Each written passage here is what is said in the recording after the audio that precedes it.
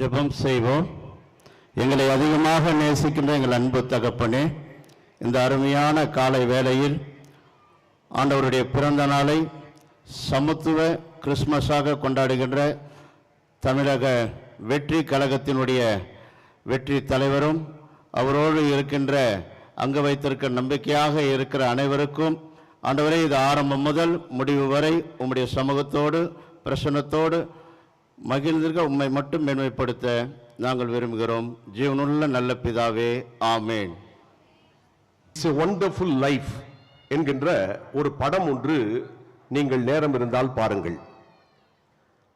George Bailey என்று சொல்லப்படுகின்ற இவர் ஒரு பாலத்தின் மீது ஏறி ஒரு கிறிஸ்துமஸ் இரவிலே தன் பிள்ளைகளை குடும்பத்தை விட்டுவிட்டு விரக்தியோடு பாலத்திலிருந்து குதிப்பதற்கு தயாராக இருக்கிறார்.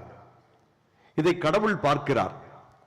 கடவுள் பார்த்துவிட்டு, இவன் நல்ல மனிதனான மிகச் சிறப்பாக நல்லதை செய்தவன் ஏன் விரக்தியோடு பாலத்திலிருந்து குதிக்க வேண்டும் என்று சொல்லி ஒரு தேவதூதனை அனுப்பி அவரை காப்பாற்ற சொல்கிறார்.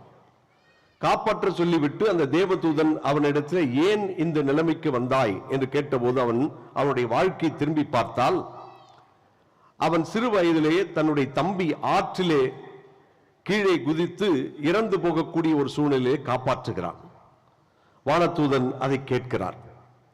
இரண்டாவது, அவன் வேலை செய்த ஒரு இடத்திலே ஒரு மருந்தை கொண்டு போய் ஒருவரிடத்திலே கொடுக்க சொல்கிறான்.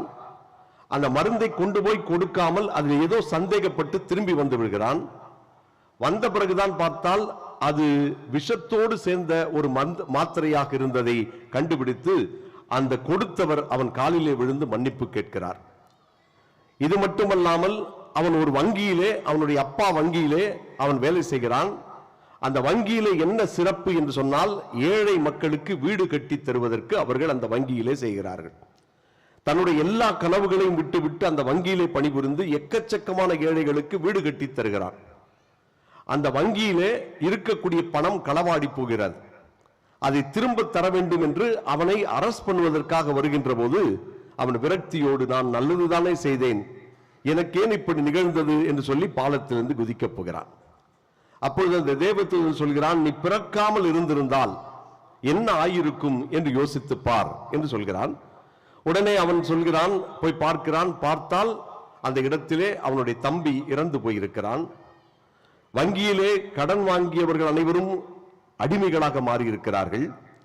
அவர்கள் கட்டக்கூடிய அந்த கட்டிடங்கள், வீடுகள் அனைத்தும் அங்கே இல்லாமல் போயிருக்கிறது. அப்பொழுது தேவதூதன் சொல்கிறான், நீ பிறந்ததற்கான ஒரு காரணம் இருக்கிறது. அந்த காரணத்தினால் பல பேர் பலனளிப்பதற்காக உன் பிறப்பு அமைந்திருக்கிறது. அதுதான் மிகச் சிறப்பு என்று சொல்கிறான். அன்பு நண்பர்களே, கிறிஸ்துமஸ் விழா இயேசு பிறந்ததை மட்டுமல்ல, நாம் ஏன் பிறந்தோம் என்ற கேள்வியையும் எழுப்புகிறது. வெறுமனே நமக்காக பிறந்தோம் என்பது அல்ல, நாம் அடுத்தவர்களுக்காகவும் அடுத்தவள் வாழ்வுக்காகவும் அடுத்தவள் நலனுக்காகவும் பிறந்திருக்கிறோம் என்பதைத்தான் இது வலியுறுத்துகிறது. கொஞ்சம் யோசித்து பார்த்தீர்கள் என்றால், ஒரு சில சமயங்களிலே இளைஞர்களாகிய உங்களை எல்லாம் சொல்கிறார்கள், நீங்கள் எதற்காக ஏன் இப்படி எல்லா இடங்களுக்கும் ஓடுகிறீர்கள் என்றெல்லாம் கேட்கிறார்கள்.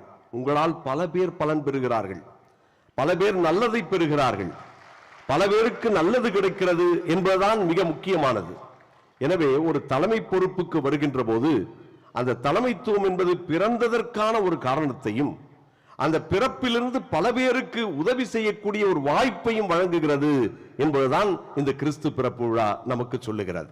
அதே நேரம் நாம் நல்லது செய்கின்ற போது அதை தடுப்பதற்கு பலவிதமான சக்திகள் உண்டு என்பதும், அந்த சக்திகளை தாண்டி தூய சக்தியாக செயல்படுவது என்பதும் தான் அழைப்பு என்பதுதான் இன்றைக்கு நமக்கு வழங்கப்படுகின்ற செய்தி.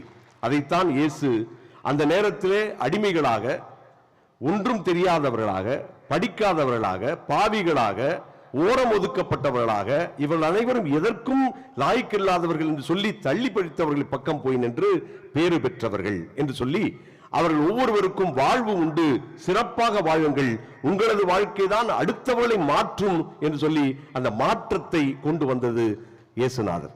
அதைத்தான் இன்றைக்கு கொண்டாடுகிறோம். அப்படிப்பட்ட மாற்றத்தையும் மிகச் சிறப்பான வாழ்க்கையினுடைய ஒரு அர்த்தத்தையும் உணர்ந்தவர்களாய், அதை பிறருக்கும் வழங்குகின்றவர்களாய், அதனால் இந்த சமுதாயம் மிகச் சிறப்பான ஒரு சமுதாயமாக, நீங்கள் காண்கின்ற கனவு நனவாகின்ற ஒரு சமுதாயமாக, ஏழை மக்கள் அனைவரும் உயர்ந்து நிற்கின்ற ஒரு சமுதாயமாக இது மாற வேண்டும் என்ற ஒரு ஜெபத்தோடு உங்கள் தலைவருக்கும் உங்களுக்கும் என்னுடைய வாழ்த்துக்களையும் கிறிஸ்துமஸ் பெருவிழா வாழ்த்துக்களை தெரிவித்துக் கொள்கிறேன்.